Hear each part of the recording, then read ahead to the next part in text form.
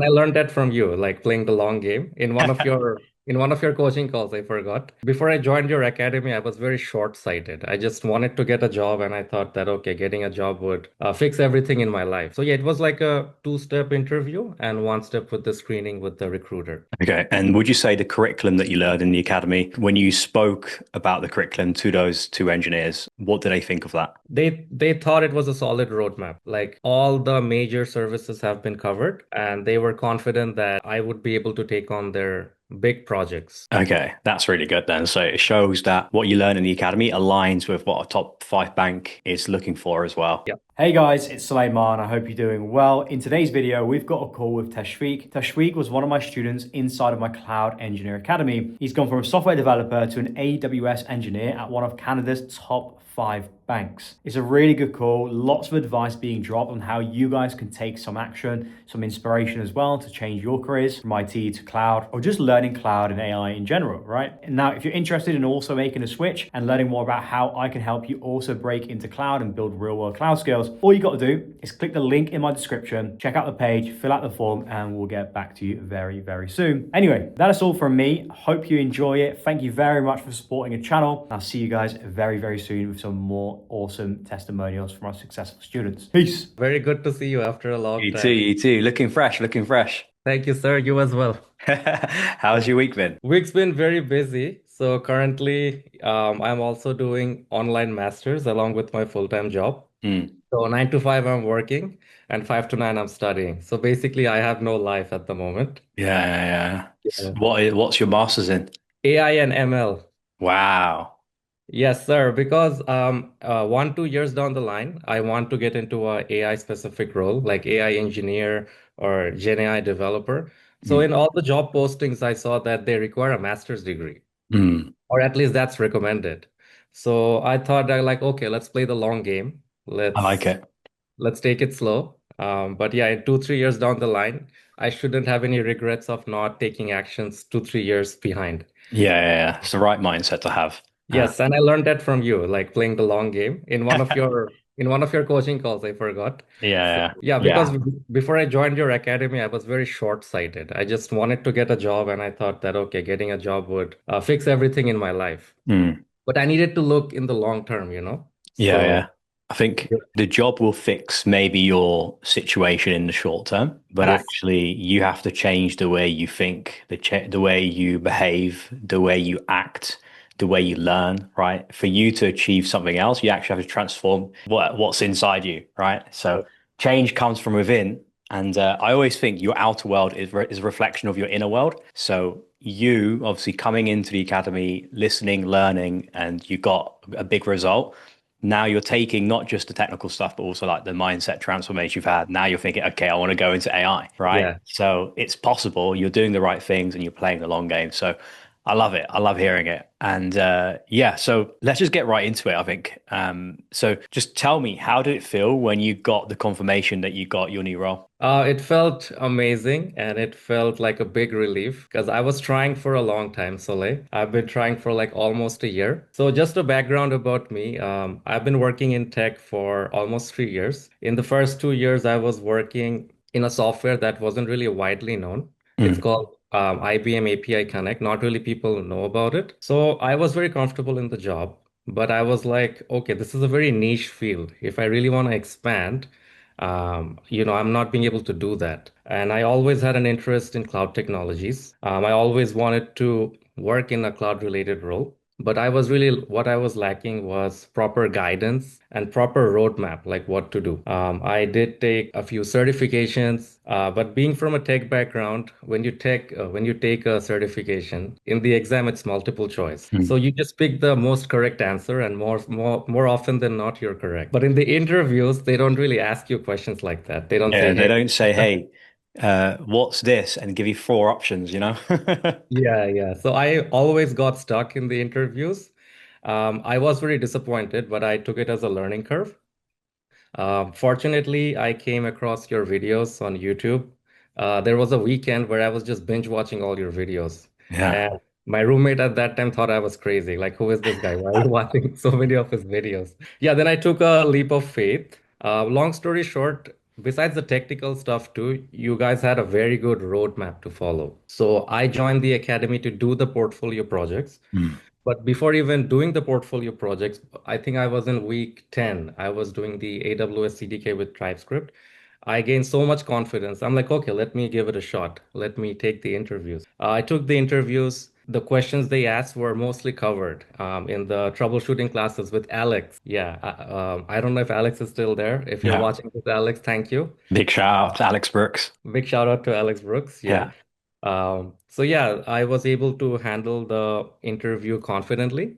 And when I got the offer, I couldn't believe it. So it just took me 3 months after joining the academy to get the job offer. A part of me wishes that I joined your academy earlier, you know? Mm. So I felt great. My family was happy. And now I'm doing a job where my skills are transferable everywhere.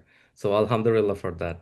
Yeah, that's really good. So you were struggling initially to make the switch. So take me back then before you joined the mentorship program. So what was your situation like in terms of your career? So you said you were doing some stuff with IBM API, but what was going on at that time specifically? And did you feel stuck? How long did you feel stuck? Like, let's dive into that a little bit more. Yeah, so I joined this role that I was working in straight out of university. So the first year I was very happy, getting a big boy job, doing fine. But then at one point the job got a bit monotonous. Like I kind of learned everything that I had to. But if you looked at my resume, then it was only IBM API Connect and a few lead code interviews, nothing else. So I'm like, okay, I really don't have the skills to take myself to the next level. And these skills will not really come overnight. I would have to dedicate time to it. So back then, that job was extremely challenging. I had to work overtime. I used to be exhausted after work. So finding the time to really upskill myself was very, very difficult. But I came up with a plan. And like all people do at the beginning, they start watching YouTube videos, get stuck in tutorial hell. So at a point, I was exactly the type of person you tell us not to be. Just stuck in tutorial hell, getting false confidence, took the certifications. I'm like, okay, I can do anything now. I got the certifications. I'll definitely get a job. But it was just a false premise, if I'm being honest. I did get some interviews. Interviews were rather disappointing. It gave me a reality check. So the frustration of being in a job where I cannot move forward to the next step, and the frustration of taking interviews and failing repeatedly, yeah, that kind of got to me. So I was looking for some guidance and roadmap. And Alhamdulillah, I stumbled across your videos on YouTube, took a leap of faith. I was very skeptical at the beginning Yeah. because you see a lot of engineering academies online.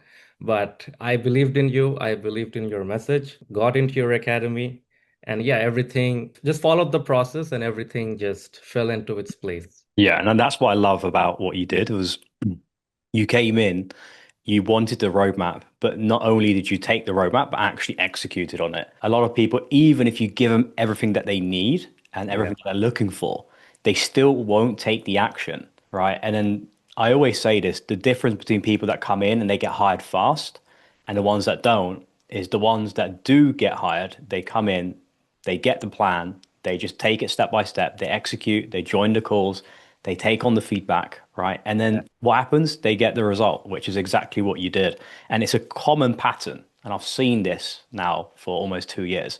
The yeah. same pattern happens over and over again. So we'll get on to what you're doing right now very shortly. But just kind of before you looked into the mentorship directly, you said you've gone through my videos, you binge watched a lot of videos. What were your main concerns about joining the program? And yeah, like, did you have any sort of objections, things you weren't sure about? Yeah, there were. If I'm being completely honest, Mm, when I was joining, I was taken aback by the price tag. mm, Yeah, but I've been seeing your videos for a long time, so I kind of had the confidence like, okay, this guy knows what he's doing. My objection was the price tag, but I thought that okay, if it's a small price to pay for something big that I want to achieve in life, mm. besides that, everything was fine. The moment I joined into your academy, I saw how the modules are structured, how the big the community is. There's so many troubleshooting sessions, especially the sessions where we are grouped into teams and we are told to brainstorm. Yeah. I thought everything is like as it's supposed to be. It's just taking us to the right direction. We just have to follow it. So yeah, everything else was good. Just initially paying that price Yeah, tag yeah. So it's was a like bit. overcoming. The thing is with that kind of stuff, like the investment around that is it's typically depending on if you've already invested in yourself before, right? So Yeah.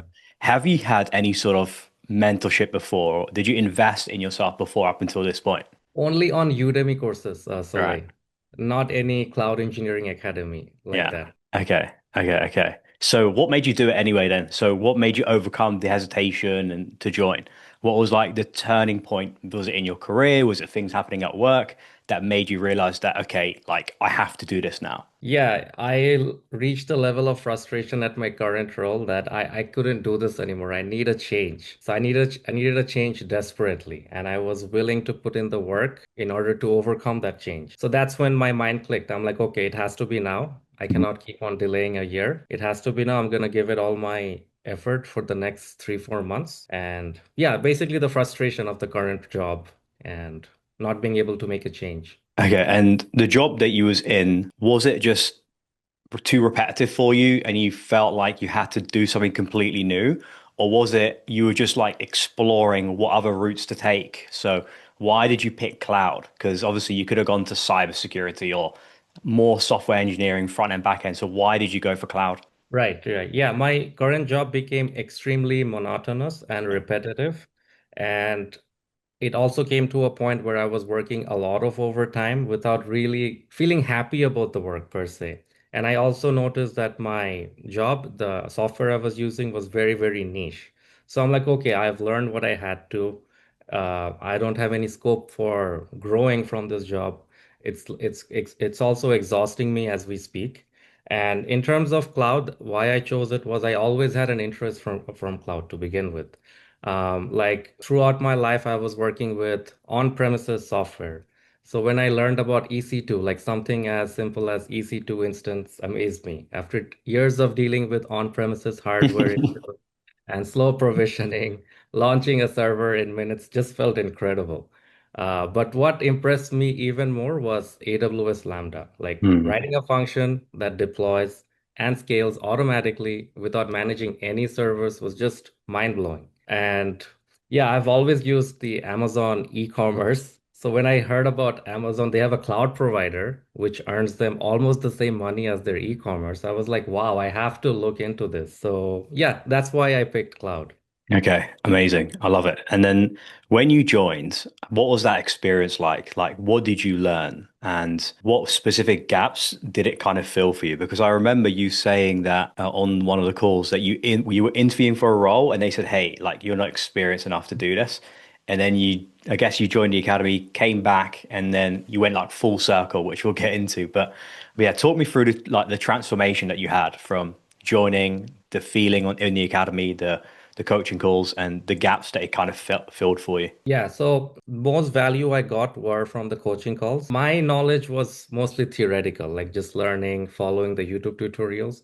I never had the opportunity to apply it in terms of troubleshooting. I Hmm. think that troubleshooting part was the part where I was missing the most, if anything. So getting on those calls, learning how to troubleshoot properly, using first principles thinking to troubleshoot effectively, that was the missing ingredient that I really needed to upskill myself. Yeah, was it troubleshooting specifically or like the first principles engineering framework that we've built? Both of them, I think they kind of go hand in hand. Yeah. Because when we were troubleshooting, I really needed to use that first principles thinking of breaking everything down to their most fundamental truth and not making any assumptions and just trying to think like, why are we doing this? Why do we need to do this? What is a better way to do this? Mhm. So the thinking coupled with the troubleshooting classes, that was the most effective thing for me. Yeah. Yeah, and the first principles thinking, did you hear of that before you joined the academy? And when you joined the academy, how did that impact you in general into your day-to-day life? Are you using it or like specifically your new job? Are you applying those principles, the first principles, engineering principles that we built into your day-to-day life? I think the first principles thinking, I first heard it when I joined your academy. I didn't really hear about it from before. And I even use it in my current job as well, because the day I joined, they gave me like a big solution architecture diagram Mhm. and a big repository to go through.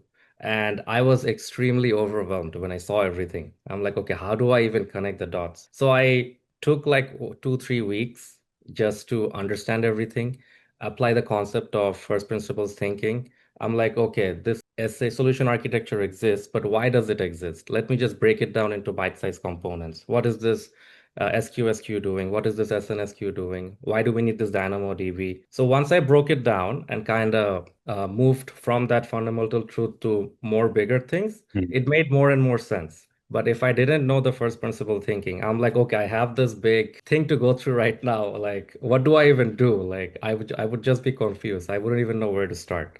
Yeah, exactly. And it's a good way of thinking. And I think the most senior engineers, the ones that become more successful and lead teams, they always think like this. They think, okay, let's challenge the assumptions. Why, just because we've done it always this way doesn't mean we should always do it that way. And like Yeah. really just being different, right? And okay, cool.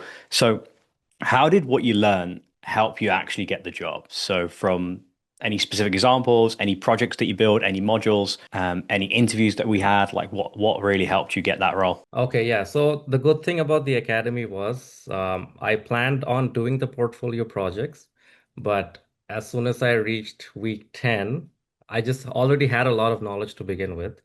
And in the troubleshooting classes, you guys used to go through a lot of questions that Mm. really stuck in my mind. So in the interview, they asked me questions like, what is serverless? What is the Lambda lifecycle? When would you use EC2 over Lambda? If your EC2 cannot connect to a public subnet, where would you look? Where would you check?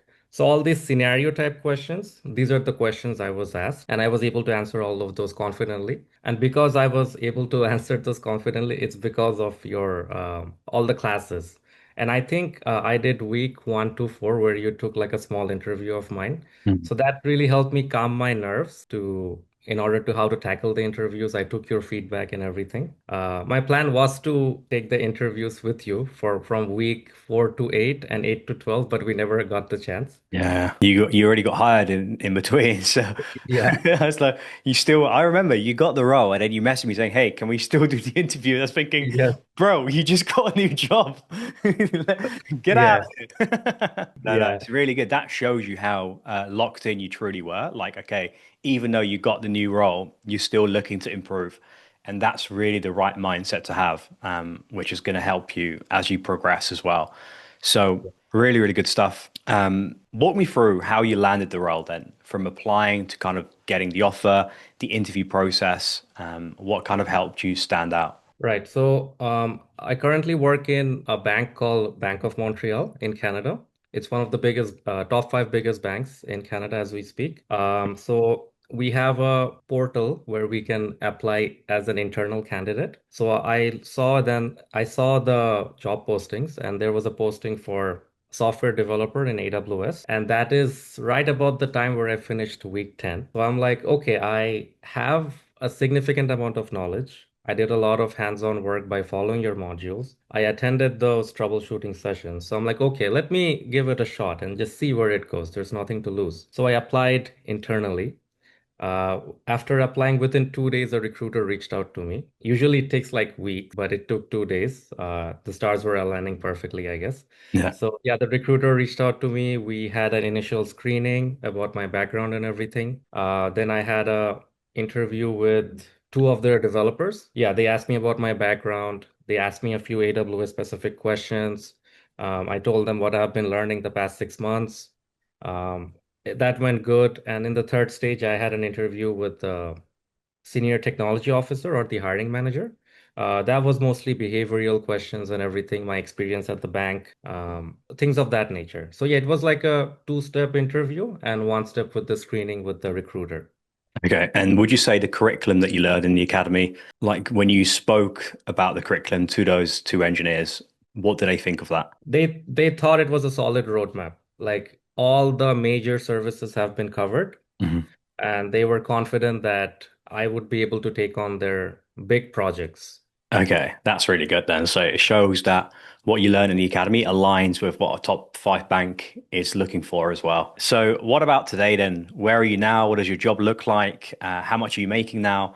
And how long was it from joining the academy to landing this new role? Awesome. Yeah. So I joined the academy in February 2025.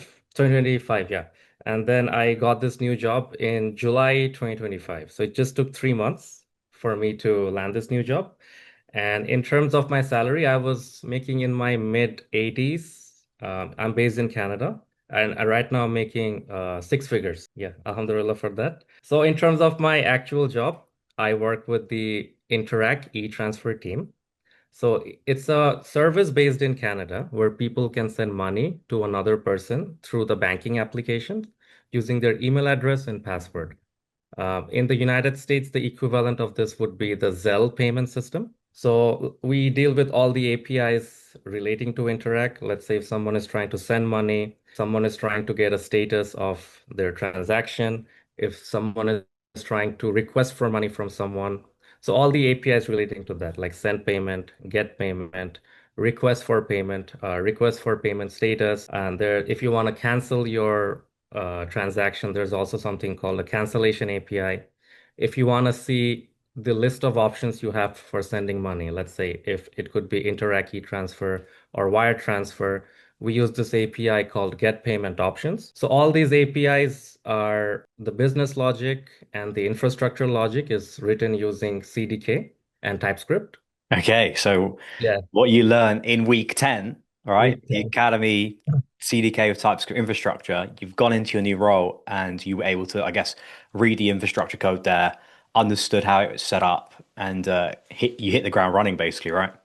Yeah, even before week 10, I remember there was a week 6 where you did the cloud formation. Mm. And when I was following the cloud formation, I'll be honest with you, I got extremely annoyed because it was so monotonous, so big. And then we jumped into Terraform, I think. And then you were like, we can use Terraform to write the cloud formation templates. I'm like, why didn't you teach us Terraform from before that? Like cloud formation was such like it was very painful to write it. Yeah, yeah. It's all And done on then purpose, right? it was done on purpose. Yeah, I understood that now. And thank God you did that because I spent so much time doing cloud formation that is just stuck in my brain. I'll never ever forget it. Yeah. But when we went to week 10, the CDK with TypeScript, that just blew my mind. I'm like, okay, we can just use TypeScript to spin up an infrastructure. That's really, really amazing. And a part of me wished that I skipped week 14 and went straight to week 10. Yeah, yeah. And the reason is I try and make sure that you start with pain, Yeah. do cloud formation, and then I give it to you with Terraform. So it's a little bit nicer, it's easier. Then you appreciate Terraform more once Yeah. you learn how to do syntax. And then if you're a developer, which you were, going to CDK with TypeScript, it's like a world of difference. But Hmm. it's important for you to, the reason we do that is so you learn to use different tools for the same use cases Yeah. because you don't want to attach yourself to one specific tool. You want to be able just to solve problems and tools, frameworks, languages, they're all part of your like skill set. So you can always flex. And if you move companies, for example, next company you might move to, they might use CloudFormation and it won't be a problem for you. Yeah, yeah, understood. Yeah. So, yeah, as I was saying, so we use CDK. So the things I've been doing so far, it's my third month as we speak. Initially, I had to do Node.js upgrades where I had to implement Lambda layers. Second task that I was doing was I'm using this JavaScript framework called Mocha and Chai to write unit test cases. So I had to mock AWS SDK calls, simulate with different payloads, verify both success paths and edge cases. And the current one I'm doing right now, it's something called chaos testing, where we use this software called AWS Fault Injection Service, where we intentionally inject faults into our system just to see how that would react. So in order to do this project, I had to use AWS CDK to set up the fault injection service templates so that it we can inject faults in all of our Lambda ARNs. I had to set up S3 buckets to collect the experiment results. I had to set up the IAM stack so that the fault injection service can connect with the Lambda ARNs and the Lambda ARNs can connect to the S3 buckets.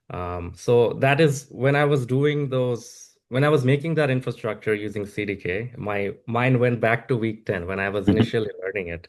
And I even remember when I was trying to do it, I have a work laptop and a personal laptop. On my personal laptop, your week 10 was open. And Yeah. in my in my work laptop, I was just trying to remember a few things that I forgot. So yeah, that is what I've been doing. And yeah, I also do some development as well for the chaos testing. Like I need to make changes to our business logic to configure DynamoDB timeouts. Hmm. I also need to make changes to break our VPC because that's the purpose of chaos testing. You need to break it and see how it responds. So I broke our VPC. That got me into a bit of trouble too because initially I broke the wrong VPC. Right. But it's all a learning curve. And yeah, so from the next month or the early next year, I will be more proactive with my team to make more system design decisions, analyzing our current infrastructure. So currently, they're making me do tasks to get accustomed to the current setup Yeah, and makes sense. for internal testing. Next month, yeah, I'll be working with the big boys Yeah. for system design decisions. Yeah, Yeah, it makes a lot of sense. You're really doing some hardcore AWS engineering, yeah, right? So even though the title is software engineer, and this is why I always say names of roles, they don't really make much sense. Like we could argue that you're a platform engineer, we could argue that you're a cloud engineer, we could argue that you're a systems engineer, right? The roles yeah, and titles don't matter, but fundamentally you're using hardcore engineering skills on AWS, building systems, testing, breaking. It's all part of engineering fundamentally. correct. Yeah, yeah. There's like so many room to learn. The job title is just like I feel like it's a facade, but Mm. underneath there's like so many things happening. You only get to know when you start working in the actual role. Yeah. Okay, amazing. So, how has this now changed your life beyond just work? So, what can you do now that you kind of couldn't do before? So right now I wake up with a sense of accomplishment and purpose, which was really missing in the past 2 years of my life. And if we like take a step back, like it's fundamental for everyone who's doing their job. Like everyone, it's very important that they need to do something that they really enjoy. If people only run after money or just trying to do things to get by, at one point it kind of drains them out. Mm. So that is the most important thing that I have right now. I wake up with a purpose, with a sense of accomplishment.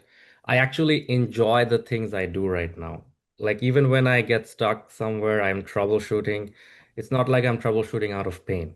I'm troubleshooting with a intention to grow and learn from this.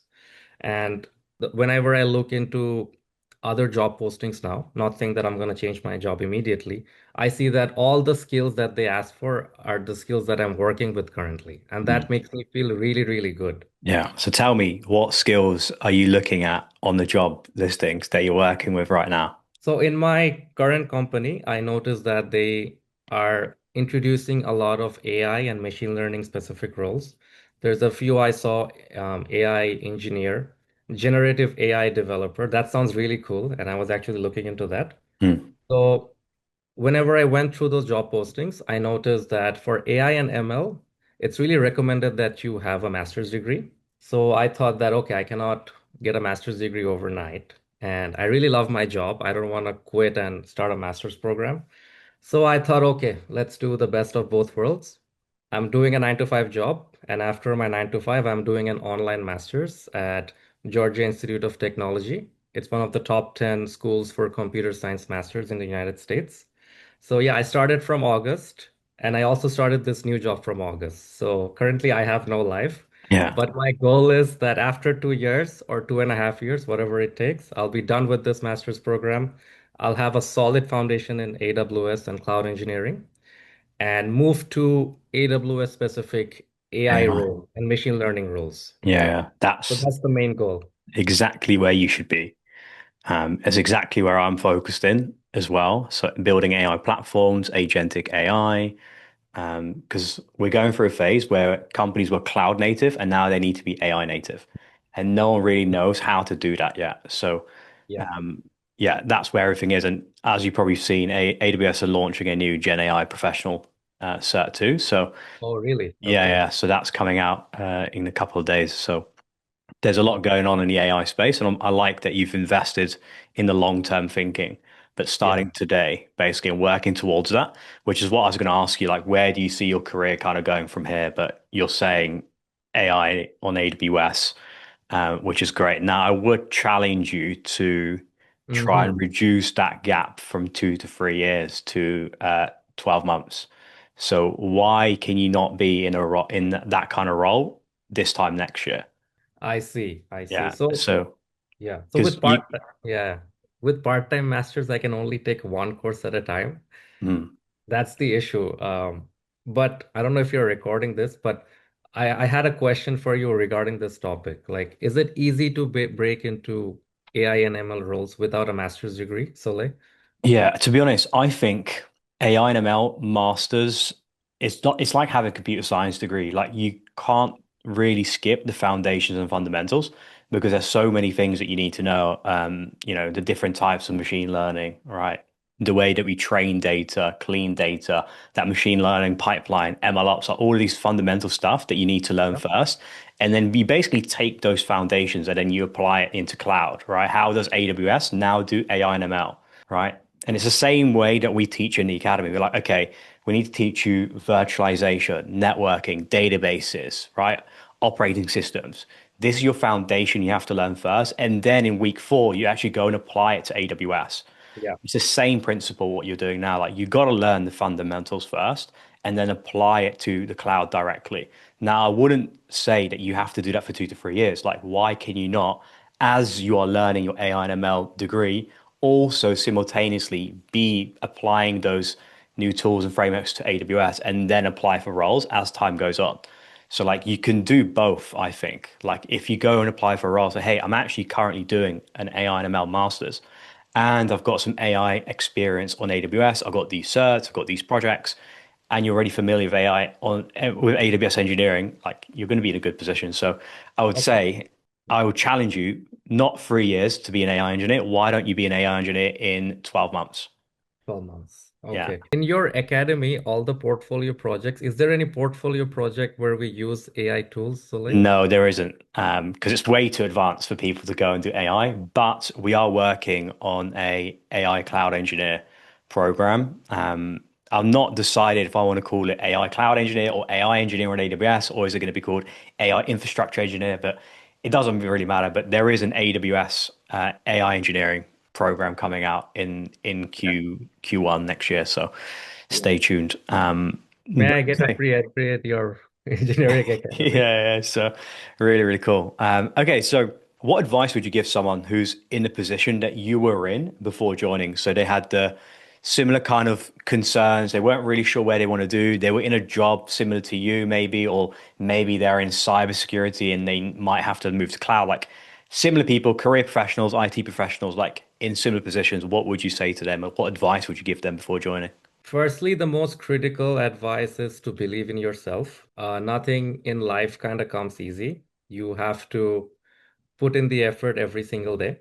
I believe in this principle of being 1% better every day than you were yesterday. So it's really critical that you can give yourself the time, let's say 3 months or 6 months, where you're trying to be 1% better each and every day.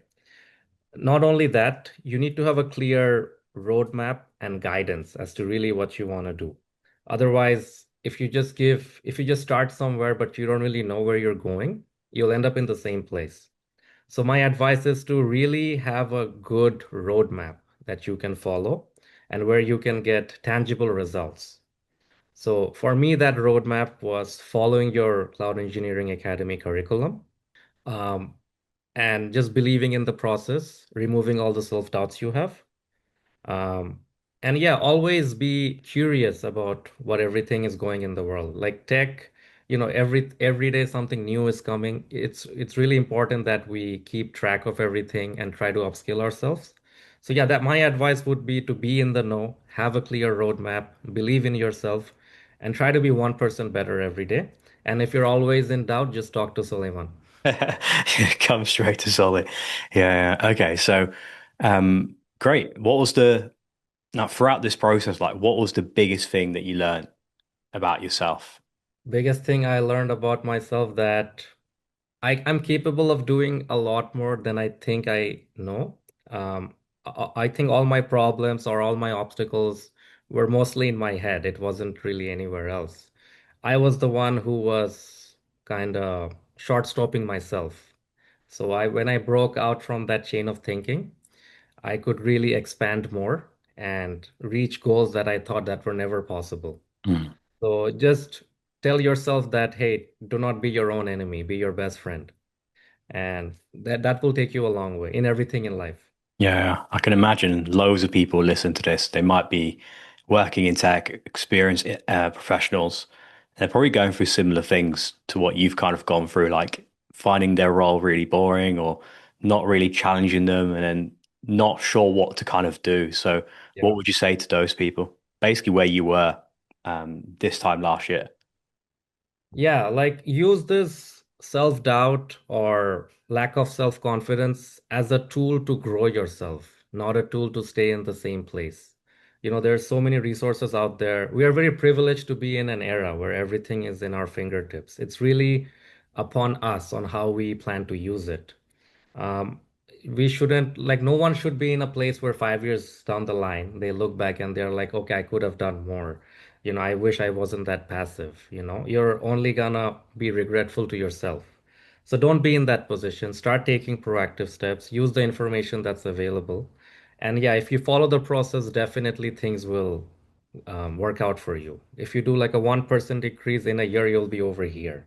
But Mm. if you do not make any improvement, you're still in the same spot, and that is when it hurts. So Yeah. don't do that to yourself or anyone out there. Believe in yourself and take the next step. Yeah, I love that because there's always people talk about if you say consistent, you do the same thing every day. There's like this upward spiral, right? You get Yeah. exponential growth upwards. But there's also, I think, a downward spiral. So if you keep Yeah, doing the exactly. things that aren't actually progressing you, you're actually going to go down whilst everyone else is kind of progressing. So Yeah. it works kind of both ways, that mindset. So it's important to kind of change Yeah. and keep kind of pushing yourself. But yeah, any final words, any final reflection, any inspiration you want to share to the viewers? Any inspiration I want to share to the viewers? Yeah, I would just reiterate what I've been saying. Believing in yourself is the most important thing right now in this world. We are bogged down with so much information out there. Sometimes we're a bit overwhelmed as to what to do exactly. It's Mm. very important that we stop that noise, have a clear goal, have a clear direction, and take this. And if you're sincere in your steps, it will definitely give you a lot of reward in the future. So, yeah, that's what I would say to everyone out there. Yeah, you don't need more information. You just need to execute, right? Take action. Cool. All right. Yeah, appreciate your time. Really good to catch up and see you Yeah. progressing. And I'm really hopeful that you can be in a new AI role in 12 months' time. So I'll check in with you in a couple of weeks to see how you're progressing with that. But Yeah. yeah, feel free to obviously you've got access to the academy, calls, events, all that kind of stuff. So anything you need, just feel free to shout.